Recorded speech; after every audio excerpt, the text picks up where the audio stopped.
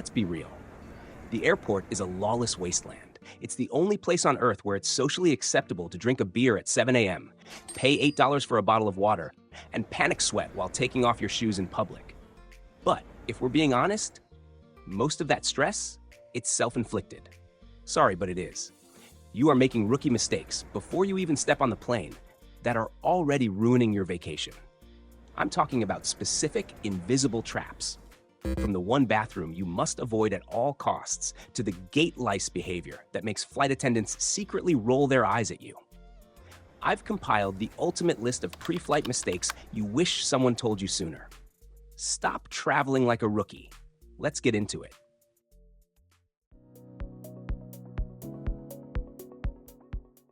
You've just escaped the security line at JFK or LAX, sweating like crazy. You spot that glowing restroom sign right after the checkpoint, and your brain goes, finally! You're about to sprint in, hit the brakes, hard, turn, around. That bathroom is usually the wildest spot in the entire airport. Thousands of people slam through it at the same time. It feels like a tiny war zone. Wet floors, stuffy air, and stalls that look like they've been used 500 times in the last hour. Don't kick off your vacation with that kind of nightmare. But waiting until the gate isn't much safer. The second they call boarding, your brain triggers the last-minute pee panic. You think, one last time, just to be safe. Bad move.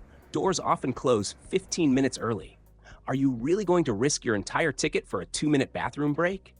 And if you decide to hold it until you board, meet your new enemy, the seatbelt sign. You sit down, hit turbulence, and ding. Now you're trapped for 20 minutes while your bladder stages a full-on protest against your body. It is pure regret. The fix? Use the 100-meter rule. Skip the central chaos zone. Walk a bit farther to the quieter gates nearby. If you can still see the security line, you're too close. Just a short walk, and the bathrooms over there are usually way cleaner, calmer, and almost empty. No crowd, no rush, and you get a much more peaceful break for free. Okay, your bladder is safe. But now your wallet and passport are quietly walking into a different kind of trouble, and you probably have no idea. Look at your hand for a second. You're holding a cute little mini pouch for your passport because it feels more convenient, right? Careful with that thing. You think it's safe. In reality, it's one of the items that disappears the most at airports. Not because someone snatches it, not because you're super forgetful. The real reason comes down to one very simple law of physics that 99% of us completely ignore until it's too late. This is a little physics lesson I like to jokingly call the sound feedback law. Picture this. Your right hand is dragging a suitcase. You've got a heavy backpack hanging off your shoulder, and your left hand is busy holding a Starbucks cup. And now you're planning to tuck a tiny little pouch into your armpit on top of that? You're basically turning yourself into an accidental circus performer. I'm not denying that mini pouch is handy. But here is the problem.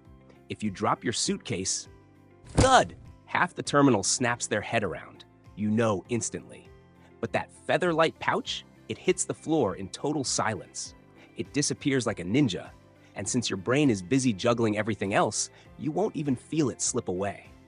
For pickpockets, that silence is a gift. It's easy to swipe without you ever realizing it. Losing a jacket is just losing money. Losing that pouch? That's losing your ID. It's not always the end of the world, but you're definitely signing up for a full-on paperwork nightmare and a very real risk of missing your flight. Survival tactic. If you love that pouch, don't let it live separately. Consolidate. Clip the strap to your body or shove it into a secure zippered pocket in your backpack right after you use it. Make it attached to you instead of a free-floating object begging to be forgotten. Okay, the tiny item is saved. Now look down at that big chunky suitcase next to you. Are you about to drop $20 just to turn it into an Egyptian mummy?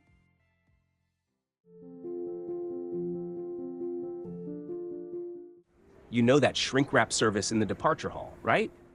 It looks super professional. Scratch protection, extra safety, and your suitcase comes out looking like a giant shrink-wrapped cocoon.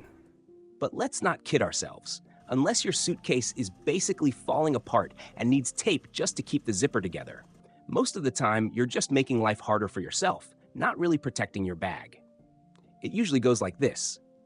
You drop $20 to wrap your bag in 10 layers of plastic. You confidently walk up to check in, and then, boom, the agent asks, "Do you have a power bank inside?" Or worse, you pat your pocket and realize, "Crap, I packed my passport in the side pocket."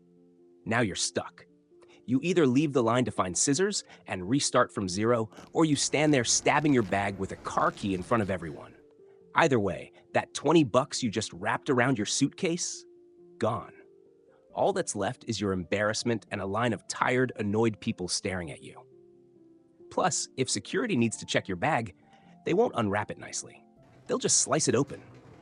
Your suitcase hits the carousel looking like a battlefield casualty, and you just created a mountain of single-use plastic waste for absolutely nothing. The smart move. Want scratch protection? Get a reusable luggage cover. It snaps on and off in like 2 seconds. Worried about theft? A TSA-approved lock is almost always more effective and way neater than turning your luggage into one giant roll of food wrap.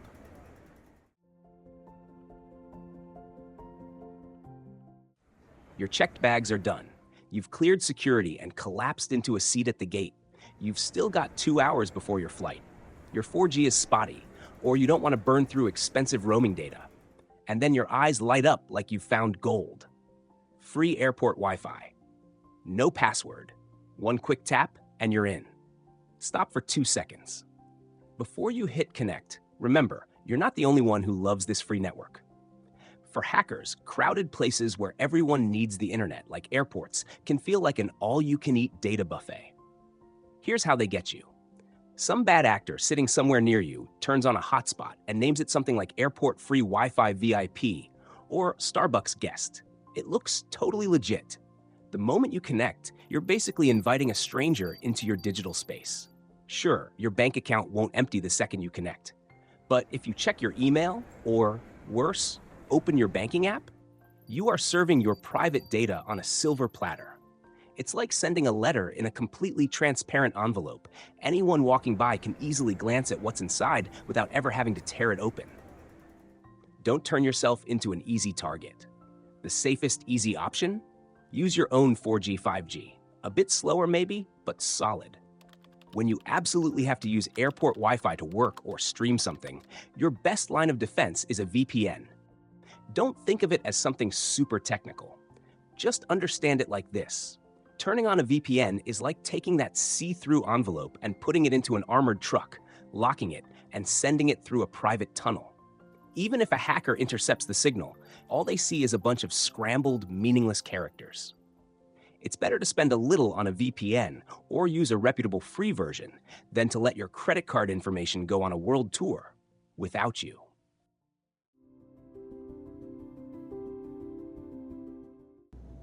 If you've got a sensitive stomach or get dizzy easily, turbulence is the ultimate villain. That queasy, dropping freefall feeling at 30,000 feet is definitely not on your things to do before I die list. A lot of people think running into turbulence is all about bad luck or storms. In reality, not quite. We can't control the wind or the weather, but there's a scientific truth here. A lot of those crazy bumps during daytime flights, especially when you're flying over land, are linked to being in the air at what I call the worst behaved time of day. Here's a crash course physics lesson. Imagine the atmosphere as a pot of soup on the stove. When the sun heats up the ground, giant bubbles of hot air, called thermal air parcels, rise up strongly. Those pockets of air are what keep punching the wings of the plane, turning your flight into a roller coaster ride. So this soup pot usually boils the hardest when the ground is hottest, basically from around midday to early afternoon. The strategy: if you want smoother skies, fly when the stove is off. Early morning or late night flights are usually much calmer because the air hasn't heated up yet. Of course, this trick won't help you dodge storms or the jet stream, but it will save your stomach from a bunch of unnecessary flips caused by pure heat. You now know how to pick your flight time to dodge potholes in the sky. But before you even get on the plane, you have to survive the crowd trap on the ground first. You've just finished check-in, and in front of you is the security area.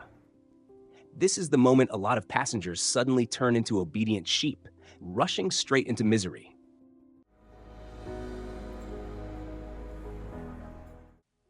You've just finished all your paperwork. Now it's time to face the biggest bottleneck in the whole airport: security. And the same familiar scenario plays out again. Most people rush straight into the very first checkpoint they see, which is often where the line is the longest. Why do we do that?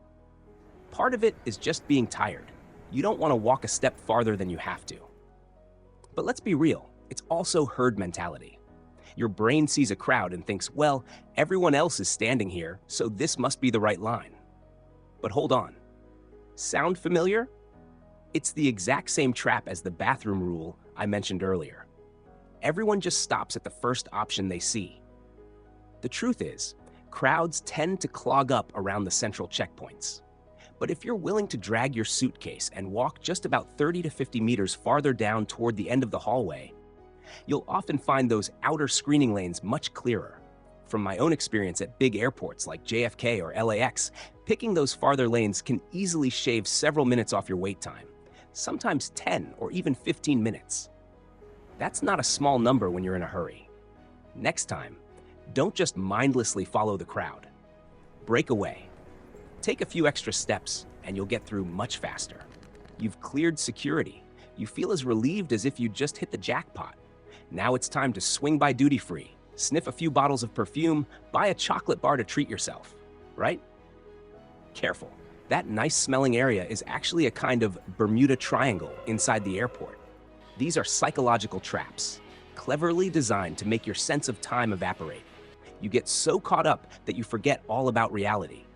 And you end up missing your flight in the dumbest way possible, even though your gate is just a few steps away.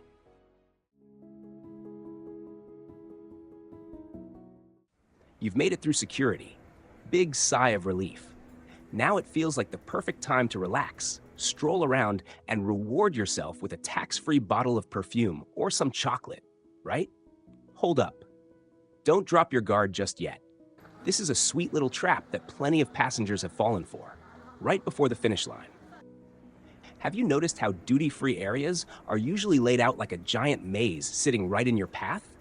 You're basically routed through them to get to your gate. That's no accident. That's on purpose. Retail pros even have a nickname for this: time distortion. The vibe here is designed just like a casino. Bright lights, almost no clocks in sight, tempting scents in the air. All of it works together to make your brain forget the outside world even exists. And the nightmare scenario usually goes like this. You're happily testing a new perfume when you suddenly remember the time. You check your watch. Panic. Next scene? You're sprinting full speed down the airport hallway, sweating, heart pounding, only to arrive just as the airplane door slams shut right in front of you. Don't let a $20 souvenir turn into a $200 last-minute change fee. To avoid that ridiculous risk, flip the script. Instead of diving into shopping right away, walk straight to your gate first. Confirm exactly where it is and how long it takes to walk there and back without rushing. Once you're sure, set an alarm on your phone for about 15 minutes before boarding time. When that alarm goes off, that's your command. Drop everything and leave immediately. Do not trust your sense of time inside that endless maze.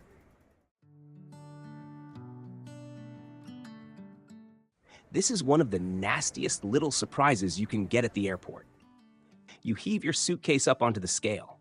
The red numbers light up, and the check-in agent looks at you with that expression like, "My condolences, sweetie." Over by 2 pounds. Now you face a painful choice. Pay the cutthroat overweight fee, or crack open your bag and start the sidewalk shuffle, digging through your stuff while the line behind you sighs. But here's the crazy part. Most of that extra weight is totally avoidable. The hidden culprit? Those giant full-size toiletry bottles you insisted on packing. Add them up, and you're looking at close to 2.5 pounds of dead weight instantly. Let's do some back-of-the-napkin math. Overweight baggage fees often run anywhere from $50 to $100. Meanwhile, running to a CVS or Target at your destination to buy those same items will only cost you around $15 or $20. See the problem? You're basically paying 3 to 4 times the actual value of that shampoo bottle just to ship it. Hard-earned advice: buy a small handheld luggage scale and weigh your bag at home. Leave those giant bottles behind. Unless you really enjoy becoming that accidental celebrity, the one frantically pulling out underwear and rearranging everything in public under the exhausted, annoyed stares of the entire line behind you. Okay, your luggage is safe, but your stomach is a different story. You see that spicy, exotic dish at the food court and think, let's be adventurous. Don't. At 30,000 feet, simple physics turns your gut into a ticking time bomb. And that pre-flight cocktail? It's about to hit you way harder than you expect.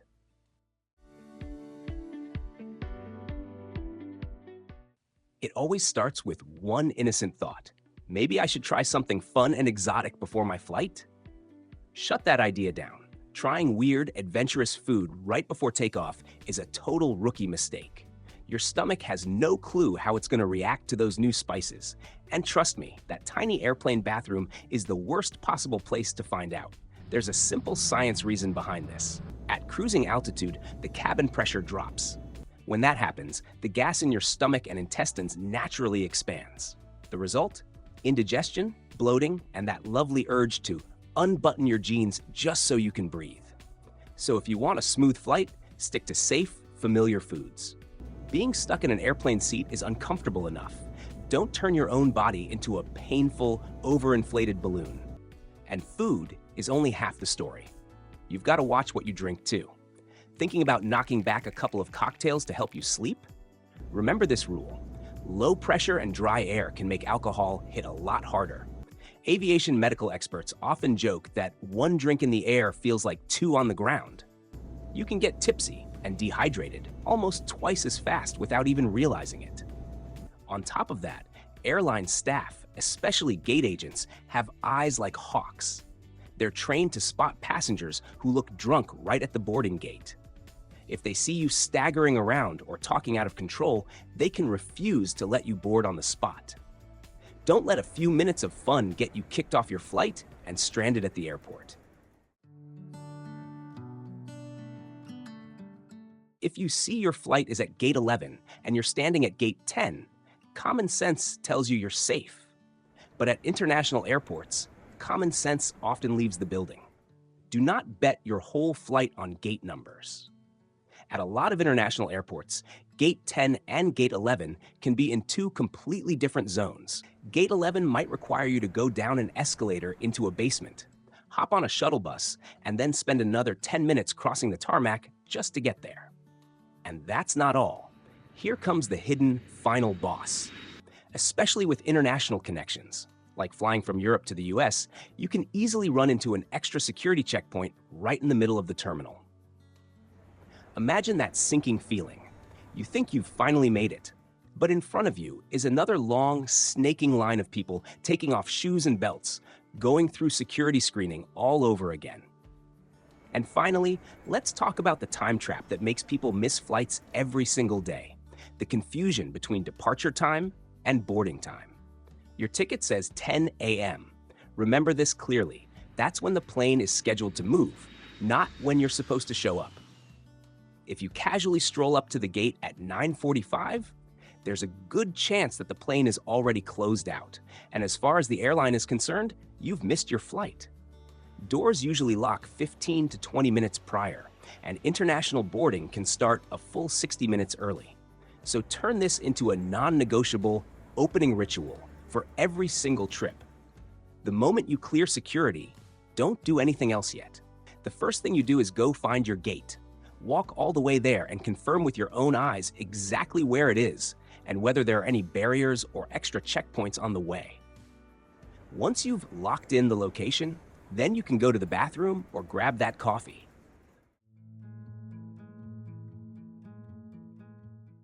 Your phone isn't just a phone anymore. It holds your mobile boarding pass, your entertainment, and for some travelers in pilot programs, it even acts as a digital ID supplement. Yet, I see so many people making a rookie mistake, walking into the security line with their battery in the red. Picture this. You finally reach the TSA agent after a long wait. You lift your phone to scan, and black screen. Now you're that person holding up the line while the agent stares at you. It's stressful, embarrassing, and totally avoidable. You might tell yourself, it's fine, I'll just charge it in my seat on the plane. Don't take that gamble. You're counting on a seat-back USB port that sees heavy use every single day. It might be loose, broken, or just completely dead. So treat your battery life like it's almost as important as your passport. Charge at the gate. Fight for that wall outlet if you have to. Never rely on the plane to save you. But let's say you ignored this advice and you're stuck on board with 1%. It's time for some airplane yoga. Don't just check the screen. Reach down. Feel around in the space under your seat. Many planes hide the real power outlet in that awkward spot right near your calves. There's usually a tiny green light you'll never see unless you actually bend down and look for it. Great, you saved your device. But don't get too comfortable just yet. Your phone might survive the airport, but your bags won't if you treat the terminal like your living room.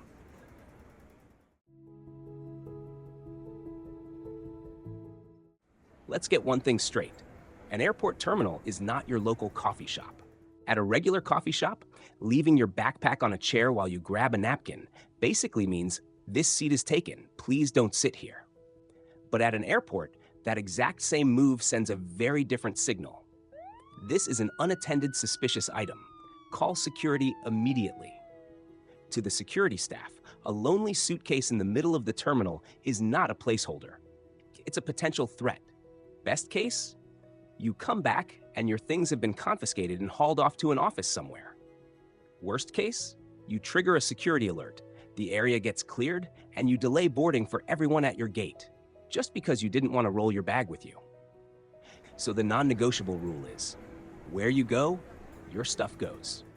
Even if you're just grabbing a bottle of water for 30 seconds, that suitcase needs to roll right along with you. And while we're talking about space, we need to rethink personal space at the gate area. A lot of people have this habit of turning a public gate into their own living room. One seat to sit on, the seat next to it for the backpack, another one for the coat, and the seat across used as a footrest for comfort. Meanwhile, older people or families with little kids are stuck standing against the wall because there isn't a single seat left. If you want to lie down and spread out, buy a pass to the airport lounge. Out here, let's follow the airport law of gravity. Chairs attract people, and the floor attracts luggage. Give that empty seat next to you to the person whose legs are clearly dying nearby. That's the mark of a truly classy traveler.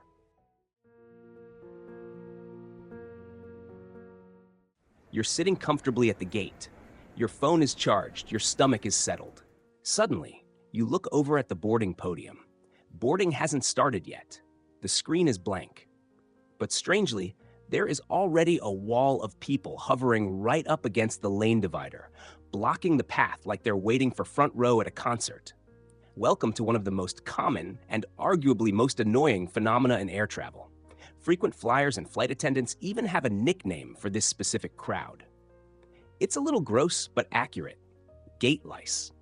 These are people in Zone 5, Zone 6, or even the very last basic economy group, yet they are blocking the way before Zone 1 has even been called. Why do they do this? It's not because they're stupid, and they certainly aren't excited to squeeze into a cramped airplane seat any earlier than necessary. The real reason is overhead bin anxiety. We all know the harsh reality. Your seat is guaranteed, but your overhead bin space? That operates on a much more primitive rule. First come, first served. Their biggest fear is getting on the plane, finding all the bins full, and being forced to gate check their bag to the cargo hold. I get anxious, it's real, but blocking the lane creates a massive bottleneck. When Zone 1 or Zone 2 passengers try to fight through the wall of gate lice to board, the flow stops. The whole process slows down, and ironically, you all end up getting out later anyway. So, what is the solution? If you are terrified of losing bin space, pay for priority boarding. Otherwise, sit down, relax, and wait until your specific group is called. Hovering in the way just adds unnecessary chaos to an already stressful day.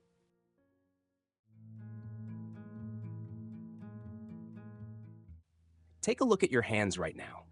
If you just cleared airport security and haven't washed them yet, I have bad news. You are carrying a portable zoo of bacteria. One of the dirtiest objects in the entire airport isn't in the bathroom. It's that gray plastic bin you just hugged at the checkpoint. Think about that bin's history for a second. The person before you threw in shoes that just walked on a public bathroom floor. The next person tossed in a sweaty belt. Then you step up, put your phone right in that spot, grab the bin with both hands, and 5 minutes later, you're using those same hands to eat a sandwich. But the nightmare doesn't end when you board the plane. A lot of people sit down, drop the tray table, and immediately lay their head down to sleep or spread out their food. Don't do that. Here's the part nobody likes to think about. Turnaround times are fast. Cleaning crews are racing against the clock. Most of the time, they just grab the big trash and check the toilets. They rarely have time to sanitize every single tray table or armrest between flights. That means the tray table in front of you might have been used as a drool pillow, a sneeze guard, or in the worst case scenario. And yes, you've probably heard the horror stories.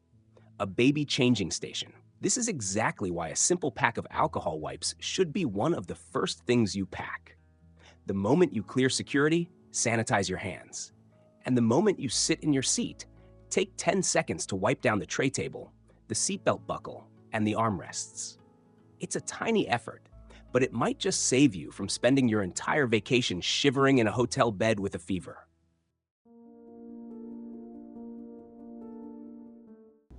Landing in paradise shouldn't feel like being an extra on The Walking Dead. But that is exactly what jet lag does. Jet lag hits most long-haul travelers. Some studies put it at well over 9 out of 10 people. Yet, instead of prepping for it, a lot of people still just hop on the plane and leave their sleep schedule completely to fate. Don't let the first 48 hours of your vacation turn into a blur of exhaustion. Take control right now with this 3-step battle plan. Step 1. The instant mind hack. Start this the second you board. Don't wait until you land to change your watch. The moment you buckle your seatbelt, switch your watch and your mindset to the local time of your destination. This helps trick your brain into adjusting its internal clock hours before you even touch down. Step 2. The split sleep strategy. On long flights, don't try to hibernate the whole way, but don't force an all-nighter either. Think in blocks. For example, on an 8-hour flight, nap for the first 3 or 4 hours to recharge, then push yourself to stay awake for the second half, ideally syncing with your destination's schedule. This keeps you rested without falling into a deep sleep cycle at the wrong time. Step 3. Eat your water. We already know the cabin dries you out, so skip the salty pretzels that make it worse. Instead, snack on water-rich foods like cucumbers or strawberries. It's the smartest way to fight fatigue without having to chug a water bottle every 10 minutes. Stop. Don't go anywhere. We just fixed the 15 mistakes you make that ruin your trip. But what about the uncomfortable traps the airline set for you? That is where the real game begins. I'm about to show you 6 secret hacks to beat the system, from avoiding the filthiest spot on the plane to getting VIP meal service without paying a dime. You've fixed your mistakes, now let's hack their rules.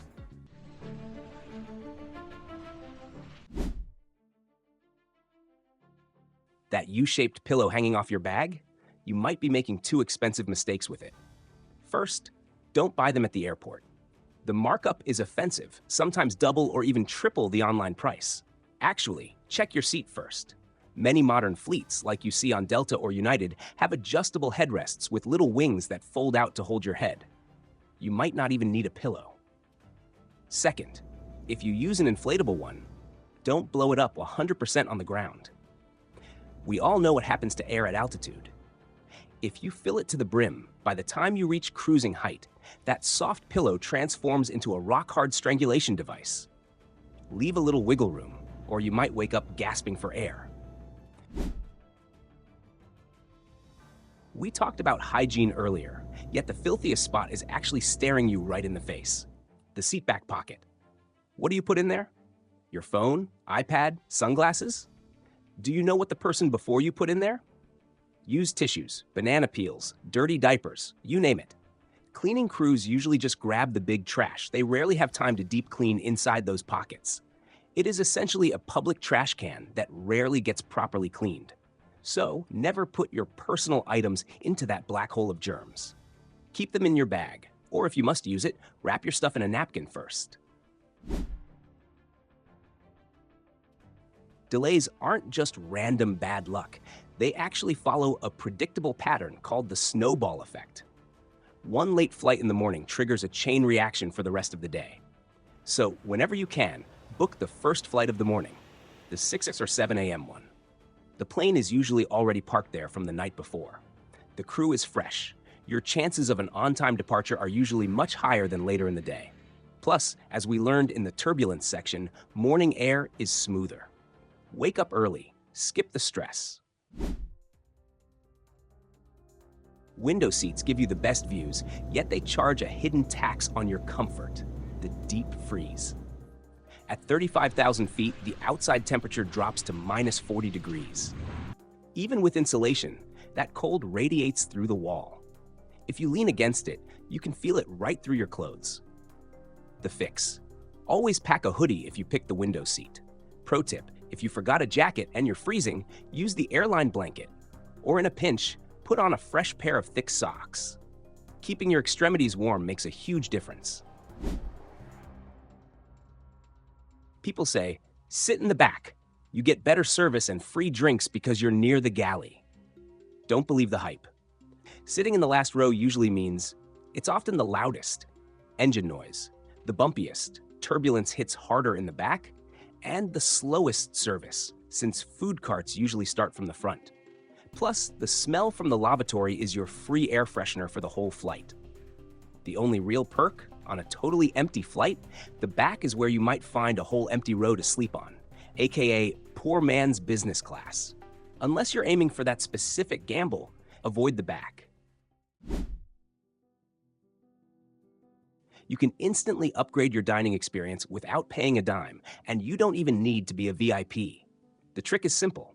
Order a special meal. Forget the myth that you have to be vegan, gluten-free, or kosher to do this. On many airlines, as long as you order 24 hours in advance, most passengers can tick that box right from the app or website. The benefits? Since these meals are prepared in smaller batches, they tend to taste a bit fresher than the standard mush. And the absolute best part? You get served before the entire cabin. While everyone else is craning their necks waiting for the cart, you are already eating, clearing your tray, and getting ready to watch a movie. Next time, check that special meal box before the cutoff time. You might be surprised. There you have it. You just graduated from travel rookie to airport pro. Now, I actually have a ton more dirty secrets about flying hidden in my notes. But if I went through all of them right now, we'd be here all day. So if you want to see the stuff airlines pray you never figure out, just click the video showing up on your screen right now. Click that, and I'll see you over there. Safe travels.